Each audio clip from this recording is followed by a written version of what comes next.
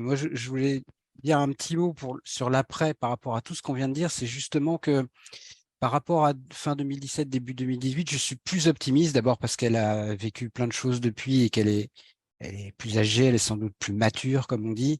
Mais surtout, voilà, tout ça, ce physique, ce mental, cette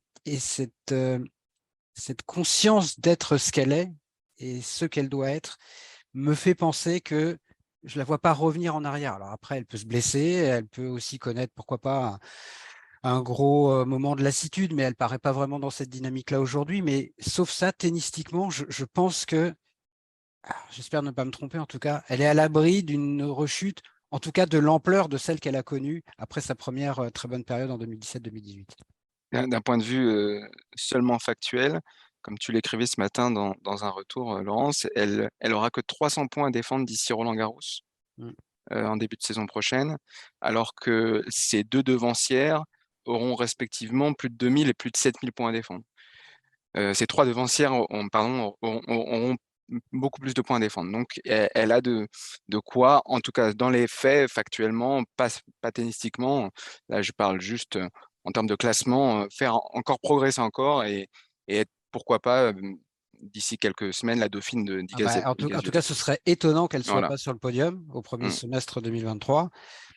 Et après, ça fait beaucoup de si. Mais si elle garde le rythme qui est le sien depuis 6 mois, c'est un rythme de numéro 1 mondial, hein, le rythme qu'elle a Mmh. depuis la mi-juin, en En gros. tout cas, le chemin semble tout tracé, ouais. Et Iga Swiatek, elle a là plus de 7000 points à défendre jusqu'à Roland-Garros inclus.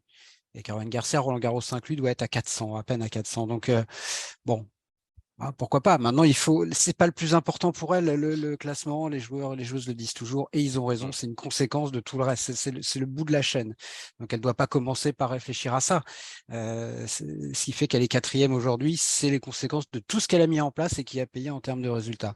Et si elle garde ce cap-là, elle est ancrée dans le top 10 de toute façon pour un bon moment Mmh. et dans le top 5 et le top 3 et peut-être au-dessus, pourquoi pas. Alors ce qui est intéressant, c'est que le Masters souvent a été le déclic chez certaines joueuses pour pouvoir monter plus haut justement. Amélie Mauresmo, on en parlait. Mais est-ce que vous vous rappelez de la dernière joueuse à avoir fait le doublé Masters Open d'Australie? Ça vous dit quelque chose ou pas? Ah, c'est pas Amélie Mauresmo quand même. Non. On a eu Non, depuis. non, c'était beaucoup plus récent. Ah, non, je ne Et a sais pas. gagné son premier titre du Grand Chelem à l'Open d'Australie, c'est ça qui est marrant. Osaka? Non, Non, non, bah non.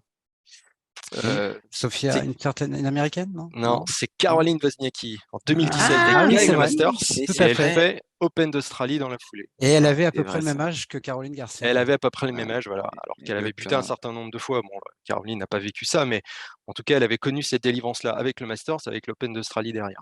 et Donc quelle finale de l'Open d'Australie? Complètement donc folle. c'est intéressant. L'Open d'Australie Ouais. va être fantastique à vivre, Arnaud. Ça va être, Ouais, bien sûr, mais après, je te on rejoins va hein, trop vite, non? complètement. Ouais, c'est ça. En fait, je te rejoins, Laurent, sur on sent plus de stabilité, enfin, globale aujourd'hui, par l'expérience, de par la manière dont elle joue aujourd'hui et tout ce qu'on a pu dire. Mais tout ça reste très fragile, on le sait. C'est toujours fragile. Je pense que l'entourage aujourd'hui, elle se sépare de son entraîneur. Oui, Comment c'est elle va. ça. Ça, c'est la grande Il y question Voilà. a, quand même. il Qu'est-ce y a qu'elle va quand même faire en termes de voilà, coaching là? non, mais c'est pour ça que je le mets quand même aussi en avant. Là, elle surfe encore sur la vague de la confiance de ces dernières semaines, de ces derniers mois. Là, il va y avoir une trêve, elle va repartir avec un nouveau dossard malgré tout et donc un nouveau statut. Ça change aussi la donne, je pense. Elle sera beaucoup plus attendue malgré tout qu'auparavant, encore plus.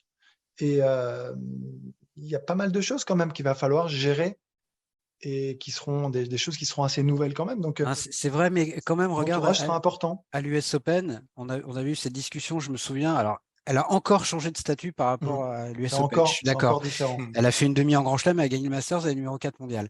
Mais on s'était posé la question, on s'est dit, elle a gagné 3 tournois. C'est la joueuse de l'été quasiment. Et Rybakina avait gagné Wimbledon, mais en termes de nombre de victoires, elle était numéro 1. Elle gagne un WTA 1000. On s'était dit, comment elle va gérer ça, comment elle va assumer Bien ça à sûr. l'US. Elle l'avait vraiment très très bien géré. Donc maintenant, je pense que c'est au-delà des Ouais, attentes des autres, elle en est plus à cet âge-là. Je pense que c'est les attentes qu'elle a pour elle-même maintenant. j'espère. j'espère, mais tu sais que tu es toujours rattrapé par ce qui se passe autour, ou souvent, et c'est pour ça que c'est justement très important d'être bien dans sa bulle avec ton entourage, ton coach, tes proches et tout ça. Mais malgré tout, dans cette évolution et dans ce que tu dis, oui, jusque-là, elle a bien géré cette ascension et les attentes qu'il y avait autour. Mais là, après avoir fait demi, ce qu'elle n'avait jamais fait en Grand Chelem, après avoir fait la demi, donc c'est nouveau, après avoir gagné le Masters maintenant, ce qui est extraordinaire, je veux dire, l'objectif et l'attente, elle est très très claire, elle est beaucoup plus claire. Avant, elle en était loin de tout ça finalement. On le disait parce qu'elle a le potentiel. Là, on parle plus de potentiel. On en est certain, on en est convaincu. De Il toute faut qu'elle façon, gagne un grand chelem. Tu vois la exactement. différence? Elle est beaucoup plus forte, beaucoup plus appuyée, cette différence. Et c'est juste ça, cette gestion-là, elle sera peut-être pas simple, mais je lui souhaite. Moi, j'espère que ça va super bien se passer. Et Mais oui, je attends, dis elle a pas de la qu'elle va gagner bouteille un aujourd'hui. grand chelem ou 2 ou 3, hein, mais en revanche, je pense que elle me paraît, quand je dis je la vois pas rechuter comme elle avait rechuté après 2018, je parle pas du fait qu'elle va même peut-être rester dans les 3 ou top 5 mondiales pendant 5 ans. Je dis juste que ça me paraît plus solide. Maintenant, oui, tu as raison. Et surtout cette question du coaching, parce que qu'est-ce qu'elle va faire maintenant? Et si elle n'a pas de coach, quand il y aura, parce que toutes les joueuses et tous les joueurs, même les tops, connaissent ça, il y a forcément des moments dans une saison où tu es un peu moins bien, tu as une petite panne de résultats. Et c'est quand même aussi dans ces moments-là qu'il faut Le coach être est très, important. Hein. très, très bien entouré. Quand tout roule, je dirais qu'au Masters, là, dans l'absolu, elle n'a pas besoin de coach, elle sait ce qu'elle a à faire, elle est en pleine confiance, en pleine bourse, c'est facile, entre guillemets. Donc, ce sera intéressant de voir ce qu'elle décide de faire et comment elle va décider de s'entourer dans les semaines et les mois à venir.